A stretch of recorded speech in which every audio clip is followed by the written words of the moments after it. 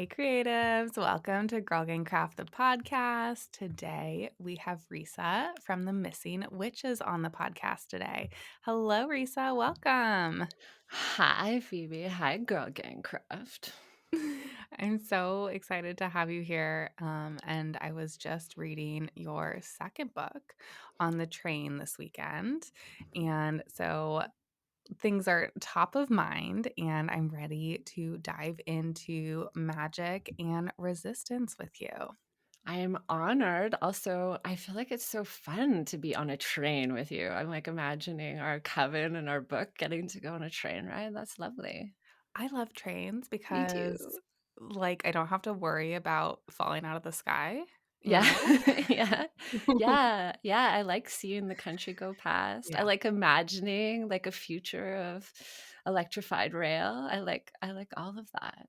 Yes, and it's really nice for New York City to because I'm in Salem, Massachusetts, so Boston to New York is a relatively, easy train ride, and yeah, it's fun looking at the ocean on one side, and there had just been Mm. snowfall. I mean, it really is kinda magical. Totally. Yeah. That's the kind of magic I am all about. I feel like that's the kind of magic we all understood when we were kids.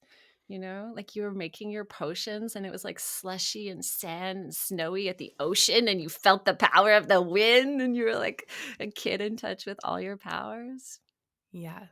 Wait, let's talk about that. How did you come into, identifying as a witch? Yeah, that's a funny one because it's hard to pinpoint, you know. I feel like so much of the roles that are available to us, or were, I guess, when we were little girls, were like the fairy, the princess, or can we swear on this podcast? Yes, please do. Oh, good. I have a pirate mouth. I forgot to ask before we started. Yeah, or like a fucking hag, you know, and I just, as Amy often says, like, we just never really identified with the princess. It was kind of a role that I tried out a bit, but I think so many of us felt like somehow different, somehow other to that very constrained feminine identity, that there had to be something more, something that understood, you know, sorrow and rage and darkness, and also something that understood power, and something that understood like that connection you felt when you saw, I don't know, waves or crows or ravens, or when you got to lie outside under the stars for the first time. Yeah, so I think there was part of me that always, when I read stories, I always felt like the witch, you know? And then growing older and starting to practice was sort of part of an art practice. I was part of a political practice. It was part of just like fucking around with a group of women, you know, late 20s, early 30s, when we were like, really, there was a sense of not enoughness. Like there was a group of us in abusive relationships, or we had lost a friend. We didn't really feel connected to a religion to mourn her in a way that felt appropriate, you know. So there was really like loss, and leaving relationships that were sort of seminal. And like for me, I walked out of a 10-year relationship when I was 30, and went to Amy's house and could not talk, so just sang loudly until, and louder and louder and louder, until my voice cracked and I felt my power come back.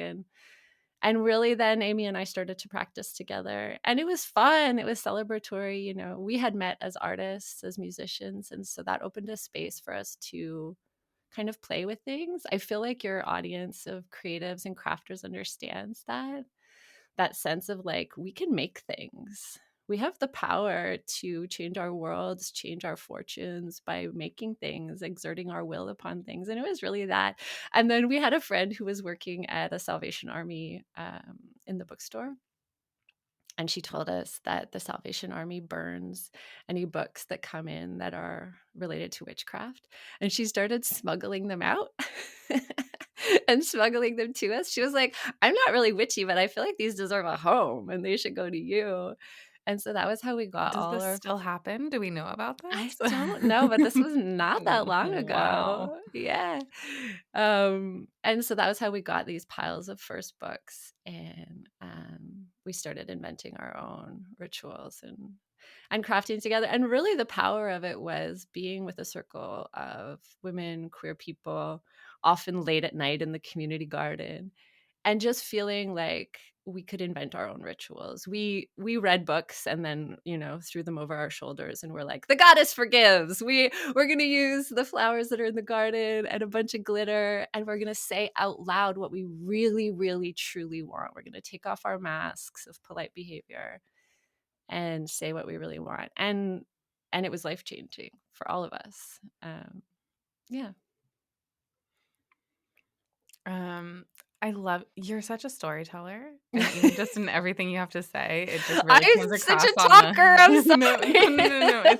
it paints such a beautiful picture, and I mean, there's so much power in words, and I've been thinking a lot about these, like, intersections of, like, witchcraft, magic, like, yoga even, like, yoga is sort of how I came into witchcraft in my, like, adult life, Mm, um and then the political, and yeah. all these things are so interchanged. And there's a couple things you said. One of the things you said was like take off our masks of politeness, right? As a woman, or femme folk, or anyone, we have these sort of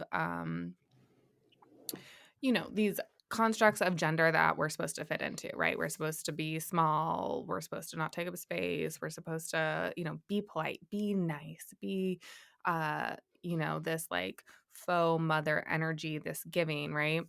And I just think it's so interesting, right? How creativity can disrupt this, how magic can disrupt this, these like modes of resistance. And I mean, even this like community making, right? All of these things are ways that we can come back to ourselves and come back to each other in a really potent way. Um, and so I love that you just brought that in immediately too. The take off the mask and like come back to who you are with community. Yes, it's something that is so dear to my heart, and I think too, like, I look at how that was life-changing for, women and queer people in my immediate circle, but I'm seeing it too in the sort of straight cis men, like, just, be able to put down this weight of dominance, put down this damaging constraint of, bearing that provider role constantly, like of the limitation of roles that are available to men, and saying like, you're welcome here, whatever you want to call this space. I call it a coven, you call it whatever the fuck you want, but you are welcome to try out new modes here, and together that is how we will foster sort of the re-enchantment of the world, right? I want to come back to this re-enchantment, but first, I would love to hear a little bit about how you came to this project of missing witches with Amy. Yeah, sure. So we were making music, making magic, making art, surviving. Um, we lived across the Jean Talon market from each other in Montreal. It's like the largest open air market in North America. So we would walk through this. And I think of all of your, craft fairs and artisans, like, that spirit and that kind of a space of like people bringing their best goods. Anyway, I feel like that was part of our origin story, although we don't talk about it that much. And then really it was a podcast idea, and it was like a weird art project podcast idea. Like I had the idea for the name Missing Witches. We had already been researching and kind of just calling each other and telling each other. We were looking for stories. We were looking for stories of women and queer people. We were looking to, try to discover an intersectional history of witchcraft. When you first start to look for a history of witchcraft, what you get is a history of Wicca, and that is often a history of white men. Some cool dudes, but it wasn't what we were looking for. We really wanted to know, like, trying to find a women's history is a challenge. But the more you look, the more you find them, and you start to find these women that feel like they could have been your radical anarchist aunt, you know? Yeah. And so that was the origin of the project, was we were going to do a 6 episode season where we wrote these sort of strange meditations, history pieces, about people we were missing. We were longing for them. We wanted to know a history of people who had explored magic, real people. We don't write about fictional characters, and we don't write about gods or goddesses. That's important work, but it's not what we do. We're looking for real people in history who either practiced a form of a traditional religion that was occulted or marginalized, or they were at the origin of the invention of Wicca, or they were looking for, you know, the goddess. They were looking for powers of feminine magic. Um, and yeah, we were really kind of committed to just telling each other those stories in a way that we thought the other would really enjoy. And just Amy is a musician, had a recording studio in her house so she could make these soundscapes for them. And then she added the idea of finding contemporary practitioners to interview. And so that really became the balance of the podcast. And then we launched it just sort of like, this was a side hustle, a hobby, you know, a creative act between us. And it found an audience that we weren't really expecting. And then from there, we found our community. You know, we wrote these essays and interviewed people, and it evolved into a book that we're, you know, Amy said we had to trick each other into writing a book or we never would have done it. But we evolved our stories into the first book, Missing Witches: Reclaiming True Histories of Feminist Magic. And then the second book, yeah, New Moon Magic: 13 Anti-Capitalist Tools for Resistance and Re-Enchantment. Um, and our coven and our membership community that has just been like wildly more exciting and interesting and supportive than anything I could have imagined. So yeah, it has that feeling of yeah, a magic of a spell. Like it has that feeling of something that we absolutely didn't plan, but by like really loving it and making sure we only do it in ways that feel deeply like good, and caring for each other in it, it's growing. So yeah, that's the story, I guess. What is the most surprising part of this project for you? Oh man. A couple of things come to mind. One, I did think that we would run out of stories to tell, and the opposite has been true. You know, there so much of what we go looking for is stories that exceed the archives, right? So you are looking for queer people, people of the global majority who had different ideas about how the universe works, about what might be possible in this world. But because those things have been so aggressively marginalized, obfuscated, I did think we would sort of run out of which stories to tell. And the opposite has been true. Whenever we find one, we find 6 more. Our list for future episodes will take us the rest of our lives to do. And so that's been like really exciting. It's like you're pulling on these roots and finding more and more and more flowers and things you didn't expect. That was really unexpected. And then really the community, like, you know, at first you thought it was surprising that there were listeners, but there are listeners who felt like us, that they were cut off from each other and experiencing sense of isolation and desperation that, you know, late stage capitalism and, you know, environmental collapse that can leave us feeling really desperate and really detached from our power and really detached from the like fertile, joyful nature of being on this planet. Like the planet has so much and we could live in so much bounty together, but we're sort of cast in these delusions of scarcity. So to find each other and other people that wanted to support each other in that and to make a community around that, was not something I expected at all. I had worked in community building, but it was so like corporate in a way that like you always knew community had this revolutionary power, but I was doing it as a job for other people. And I did not expect to use those skills in my creative project.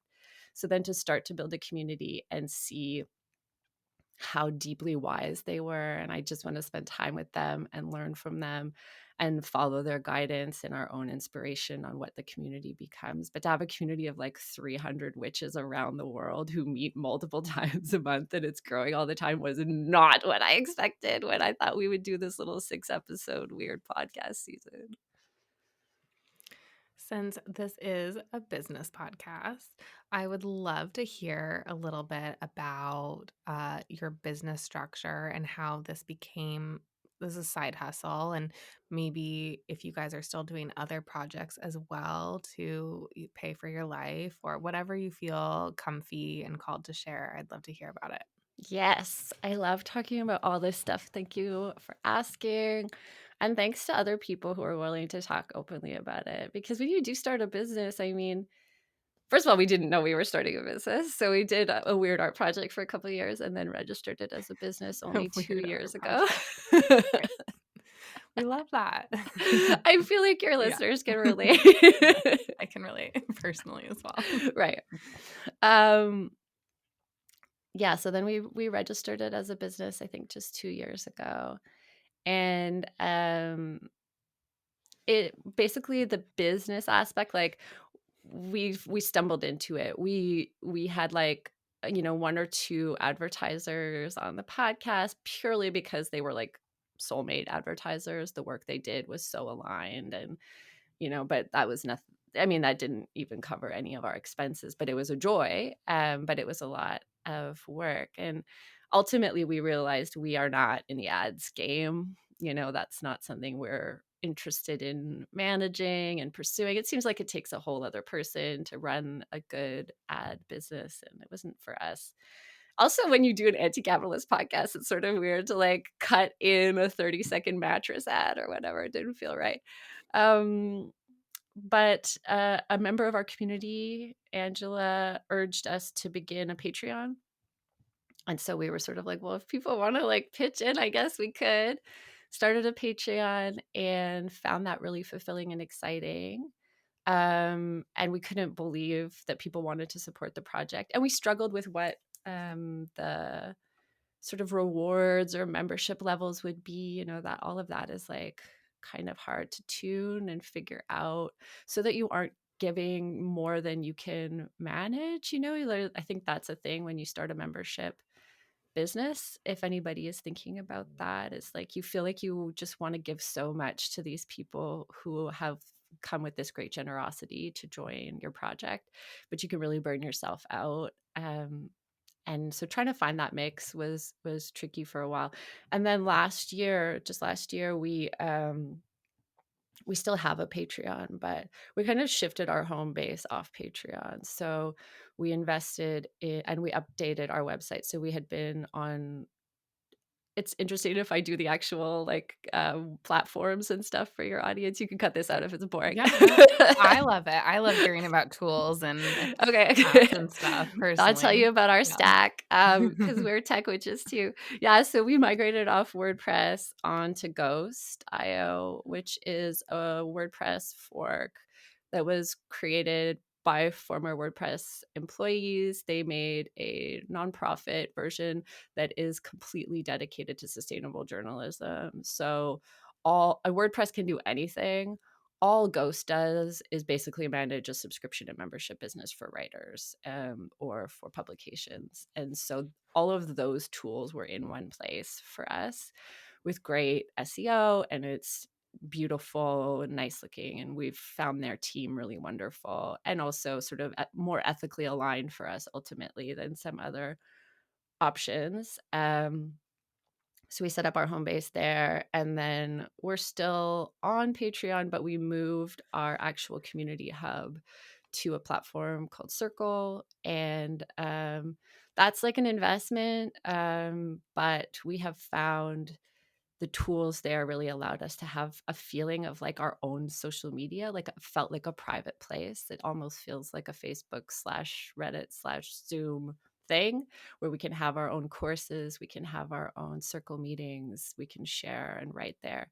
And so that was a huge kind of shift in our business. And those 2 or 3 sort of sets of technical changes has really made it a business. So now it's much more streamlined. People find us, they subscribe to the newsletter, they join the community if that feels right for them. They read the contributor covenant if it does feel like it's a place that would be like home to them, then they join. And so now we're completely community supported, um, and profitable, and we sort of can see a future for the project that feels right and aligned for us, where we don't have to sell ads. We can dedicate a month every year to reparations and donate all of our income from that month and still feel like we're growing enough that Amy and I can be supported in continuing this work. And were you doing other work? I assume you were doing other work when you started this Oh, project. yeah. Yeah, in the beginning, so I had worked in, like I said, like community building in tech. I was actually at Yelp. I was a community director for them for like 10 years. And I started this project right before I went on mat leave. We were writing our first episodes when I was very, very, very pregnant.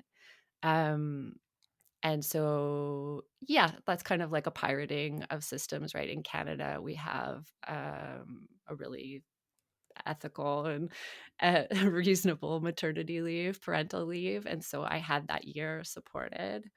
Um, Yay, social democracy.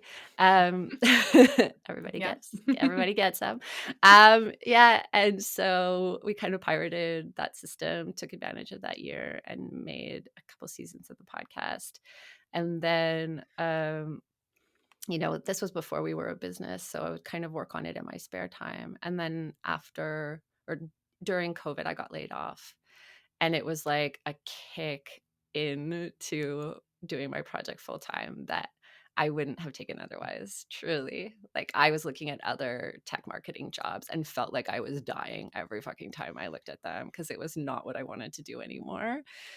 But if I wanted to continue making that salary, that's where I had to go, and I just did not know what to do, and I asked to have the path open for me, and then I got laid off, which was great because you get laid off, you can get more government resources, and so that kinda gave us, again, another, like, year of time that we could invest in the project, and that has sort of brought us to this moment where we are making enough from the project that we don't do anything else right now. It's tight, but we also limited our costs pretty intensely before that. Both of us live really simply, and the project is enough right now, and we can see the way it's growing that we can continue to invest in it full time for right now. And are you comfy sharing Amy's story at all a little bit about? Amy's, I mean, I wonder what she would say for herself, but Amy has always been like a contract worker artist. And so she continues to do some of that work. She's a musician and a visual artist. And so she was doing a lot of that. She was also doing full-time care for her father, up until just like I want to say 3 years ago or 2 years ago. And so that's a full time job. If you are in elder care, that's a more than full time job, incredibly mentally demanding. And so I mean, she was home and doing pretty intense work, but was able to write and work on the podcast while she was doing that. And so sort of the time when we were both sort of free from those work that we loved, but that was like very much a huge, huge portion of our days. We were both sort of like pushed away from that world, her from elder care and myself from my full time corporate job at around the same time. And we've both just sort of leaned into making this our job since then. Not to use leaned in, I mean, okay, Sheryl Sandberg, but What did those like first moments feel like for you when you got laid off and you realized this was your full time money project? terror. Ego, death, and terror. I mean, it's the you don't get straight to, like, liberation, right? Like, first you're dragged all the way through and, like, you're like the caterpillar who, like, isn't, like, in a protective, cozy cocoon and then comes out with its wings. Like, its entire self dissolves into a pile of goop. I felt like that. I felt like my entire self dissolved into a pile of terror goop.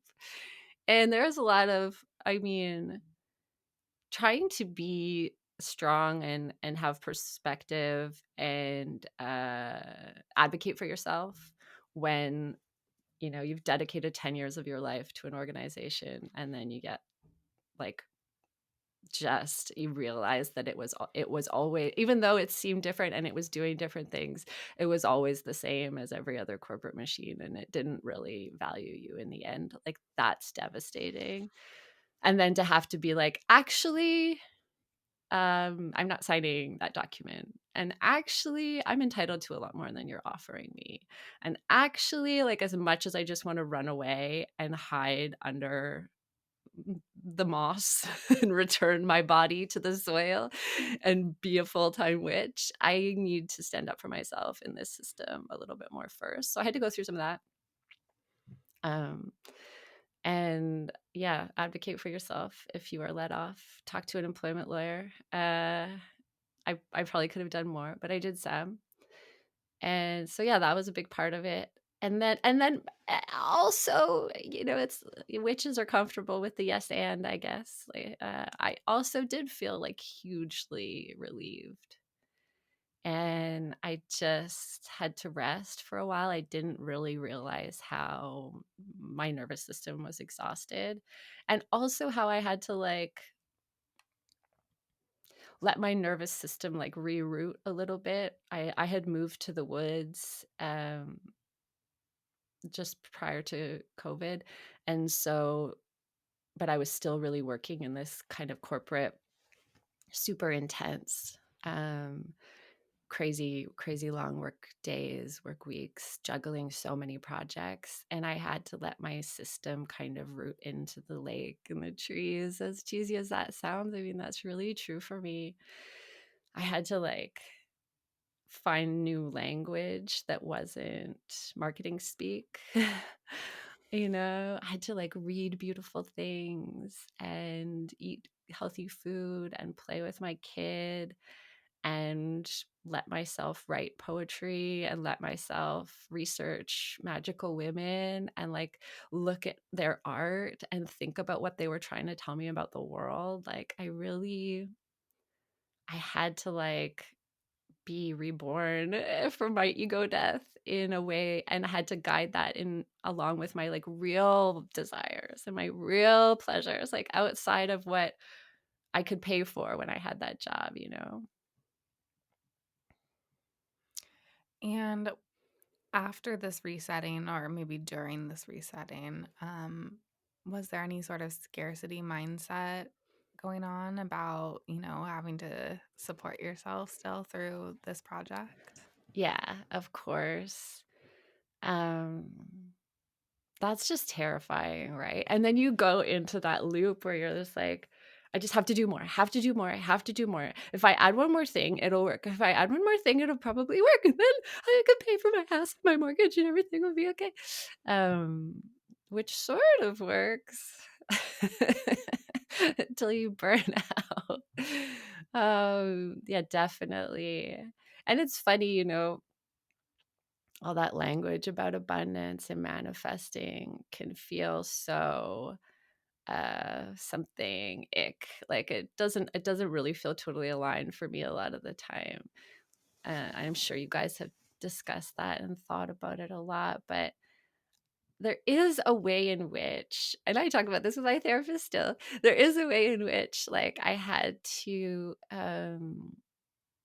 make space and like allow myself quiet and not always be in the mode of producer, manager, creator, marketer, hustler. Like, I had to be in the mode of just like, I guess, abundance, like, I guess just feeling what was there in the earth or in the air, and just feeling thankful to it, and being opening up a little space in my brain and in my cells and in my bones for new things to come in. And that is very much like ongoing work, like having faith, having hope, like leaning towards it, being gentle with myself, because I was making myself sick. I mean, scarcity, the terror of economic inequality, I mean, it eats away at our insides, it eats away at our stomach linings, it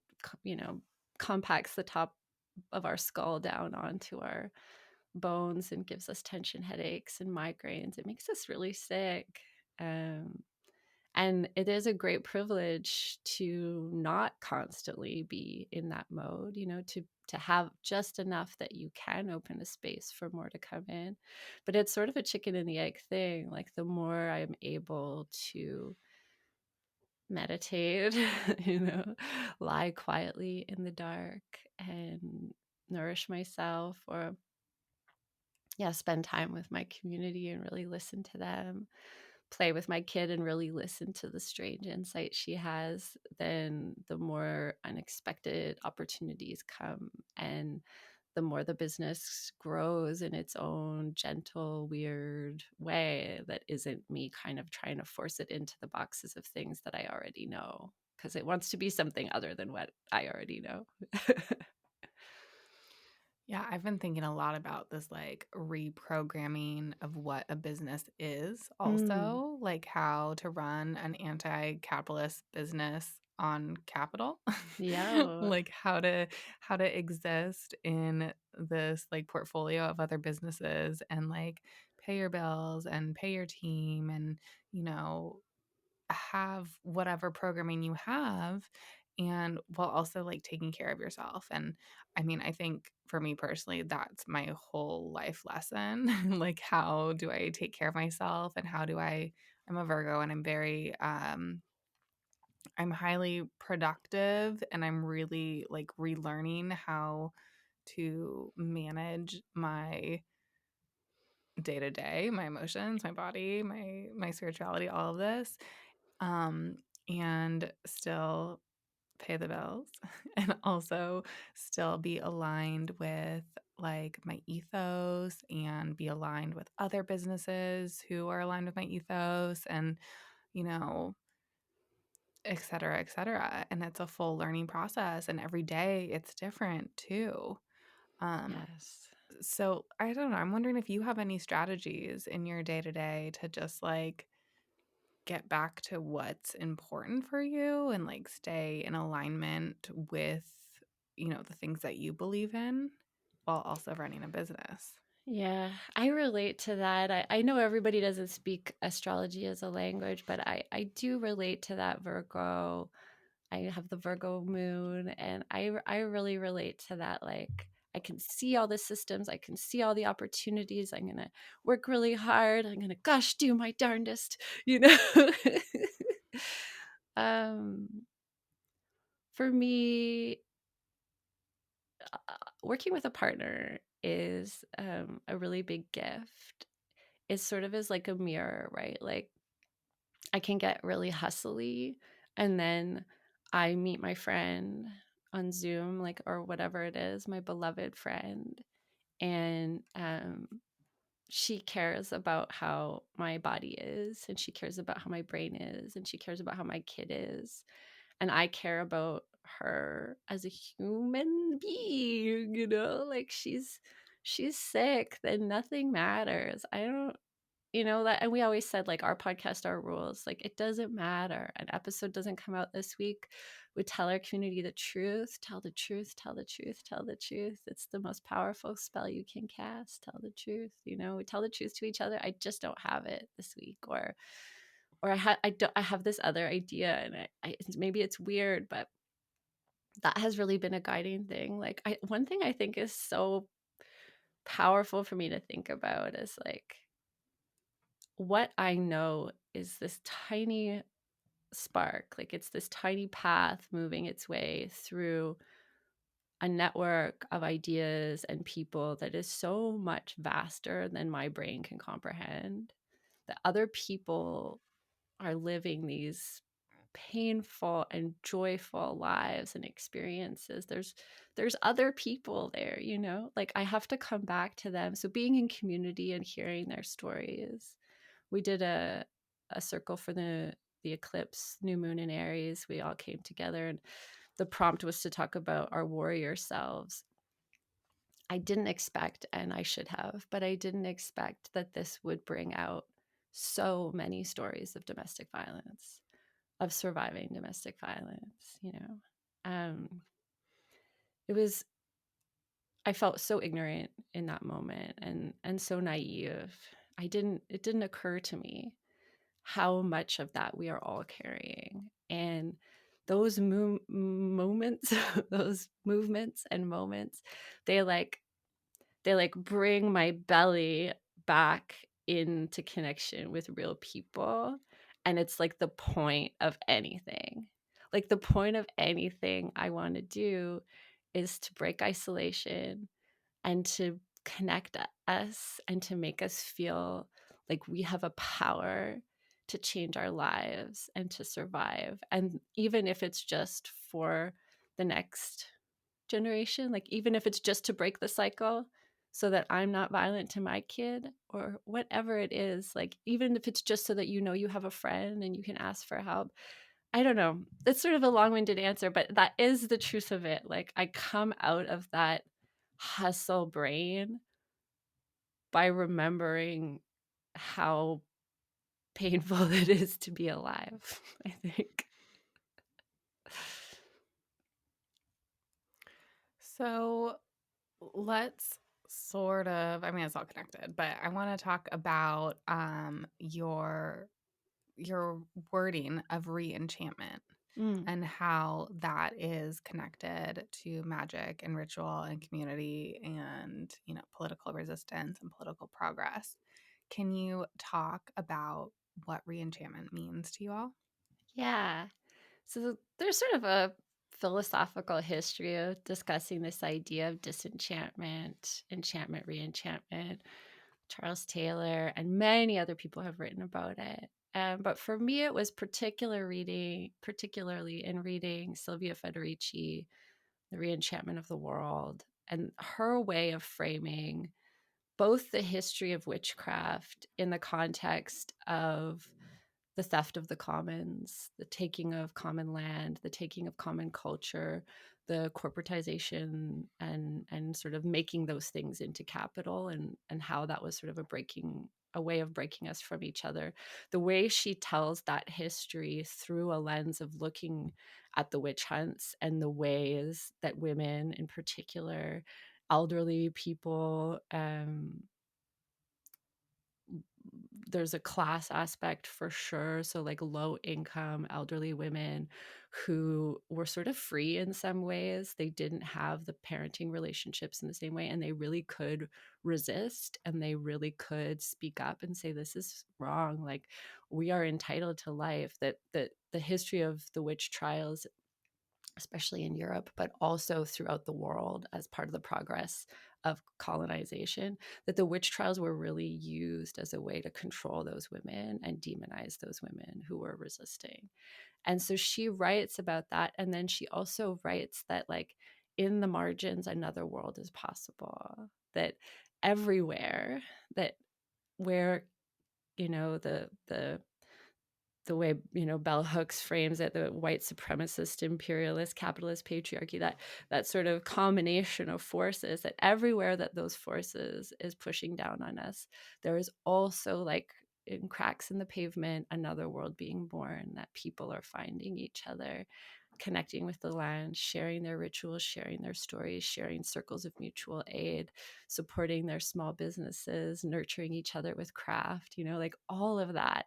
That is the re-enchantment of the world. And also, like, going to our stories, going to our folk tales, looking for where we have hidden opportunities for magic. We've hidden stories of resistance and stories of our familiars, stories of like ways we might reconnect again with trees and animals and the plants and the ecosystems that we are a part of, the larger global earth biome that we are all in. Like that is all re-enchantment too. And it's really, it's not different from science, right? Like we're science loving witches and tech loving witches. We're really interested in what is really happening with our ecosystems and how becoming closer with plants and animals and learning their messages, becoming closer with people and closer with stories and closer with ritual, that those things can like give us opportunities to make our lives not just like endurable but glorious. You know, like Doreen Valiente, who is this super fascinating figure at the origins of Wicca, she wrote that like witchcraft is a fertility cult, but it's not just about babies and you know, grain and bulls and stuff. There's a way in which fertility is deeply about every person getting to express what they want to bring forth in the world. And that's the re-enchantment that I am, you know, acting for, conjuring, believing in.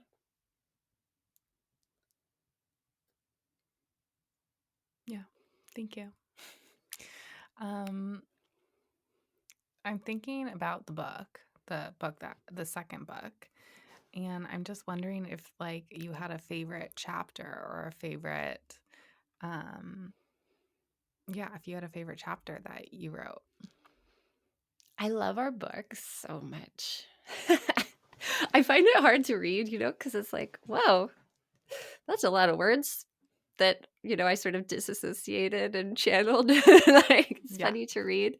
And there's so much intimate stuff in there. You know, we combine memoir with history and ritual and stuff. So it is very much like meeting myself in another time of my life on the page. But working in collaboration is such a joy. And so my favorite chapters are the chapters we wrote together. We wrote the introduction and the conclusion together. We read each other's chapters and we offer each other a lot of notes and edits and support. But basically, in the book, we write it like we write the podcast episodes, where Amy has her voice; she writes her episode. Write mine. But in the introduction and conclusion, we write together. You know, in a Google Doc, we just write, take turns, and we're just in there building on ideas, adding quotes, refining the language. And those are the times where we get closest to saying what I think we think collectively. um you know, they have our sort of manifesto in them, they have our politics right in them, especially the conclusion. You know, we really lay out that what we believe, that our version of witchcraft is a land back movement, our version of witchcraft is a reparations movement. You know, it's anti-racist, it's radically inclusive. Like that's what we that's what we're calling witchcraft, this intersection of art and spirituality and activism. That's what feels like witchcraft to us. And so it's in those chapters that we get closest to telling the truth about what that looks like and feels like for us. What does that day to day look like working together? Well, we don't. I mean, we sort of do, but we're very much a virtual business. So even though we're both in the woods, in the mountains north of Montreal, we're still about an hour away from each other in our little cabins. So we have Monday meetings. We also have Monday meetings that the coven, especially people at the weavers level, who are all people who are really actively working on really intense projects. So those Monday meetings might include a bunch of other witches, and we sort of bounce off each other. And then we meet again on Wednesdays, and we record an episode of the podcast that's called the RX. It's like your missing witch prescription. Really, we're like telling how we're surviving another week in late stage capital. Songs in particular that have been magic for us this week. Wednesdays we do that when we're in season. So we do a spring season and a fall season of the podcast. We have episodes that come out that are scripted storytelling, meditations. In the spring, it's kinship episodes. In the fall, they're histories of real witches. So during those times are really intense. We're writing and researching and recording and editing and producing. We do everything ourselves. There is no one else on the Missing Witches team right now. So we do all our social media, all our partnerships, all our events, all our new moon and full moon circles, all our episodes. So yeah, I mean, I work from home. I'm in my little witch room. I take my kid to school, and then I work through my to-do list for the day. I try to balance out the creative time, the writing time where I shut off the internet, shut off access to things and just write. But before you're in that stage, there's a lot of research to pull the pieces together you might need. And then other times later in the day when I can use a bit less an intense part of my brain to answer emails, work on, yeah, the businessy business parts. Do you find that you have certain roles in the business that you've taken on? And if so, how did you sort of come to that? Yes and no. There are things that are definitely just sort of our strengths. Like I came from more of a tech background, so a lot of that stuff, even if I didn't know how to do it, I could kind of be in charge of figuring out how to do it. And Amy is a really gifted natural community builder. So even though she hadn't worked in that field, she's probably better at it than I am in a lot of ways. So she ended up really taking the lead on a lot of our social media and a lot of our sort of community building aspects. Um, we collaborate on most pieces, and we're really respectful of each other's genie inspiration. So a lot of the time, we're partners. So she has an idea, she runs with it. I have an idea, I run with it. If we have a doubt, we do a lot of what we used to call sanity check. Now we sort of realize there's sort of maybe a mental health stigmatism to using that language that's not totally fair. So we talk more about like an integrity check, or because neither of we're both a little bit mad and proud of that. But we look for, we send each other writing. If we have ideas, we'll sort of call each other up if it's something we're not sure about, and then work through it together. And then we just sort of piece out, would you want to do this while I manage that? And I mean, we're friends first, like really beloved friends, and we were artist collaborator friends. So there's a little bit less of having to apologize for a wild idea when you start in that context. I find it harder to, or not so much anymore, but I used to find it harder to really collaborate as an artist and take myself seriously as an artist with people who I hadn't met in that context. Even though I produced, Amy and I both produced interdisciplinary live shows in Montreal every month for like a decade before we met each other. We were both event producers doing these very weird art shows, and in a small city, and never overlapped. And those were like growing up times of learning how to like tell a tech at a venue what I wanted while he was telling me what things needed to be, or really gaining your voice. But because we both had that experience, and we came to each other with a lot of respect as people who were willing to go on stage and potentially embarrass ourselves or sing our songs, tell our truth, it makes collaboration easier. What are some rituals that you're loving lately, or maybe not loving? What are some rituals that you're doing that are maybe challenging also? Yeah, that's interesting. Um, I experience most of the most fulfilling rituals that I do alone. That's still really, it's like something that I'm thinking about, like my practice is very solitary. Um, and like I need my family to leave the house, which doesn't always happen to really, so that part's hard. Like I need to be alone in my space for the feeling to come that is really magical. I find it difficult. I find I can now like enter into a kind of magical ritual space or embodiment with our coven in circle in new moon and full moon circle, but it is still hard. I'm not someone who led a Wiccan coven or something like that. I don't I don't like the feeling of it feeling performative. I really like to practice on my own. So that's sort of a long way of saying that. But recently we did a circle where Amy DJ'd and like a really kick-ass set of music for an hour. And while she did, we all cleaned our altars and then made them new again. And that was rad. That was my favorite sort of ritual space I've been in a long time because it combines the solitary with the communal in a way. And I don't know, you don't have to take an altar that seriously. If an altar isn't something you've engaged with before, you can just look around your house and realize you probably have altars everywhere. Like if you are making your home a place that's beautiful and expresses who you are and who you feel connected to, then you're probably making altars everywhere.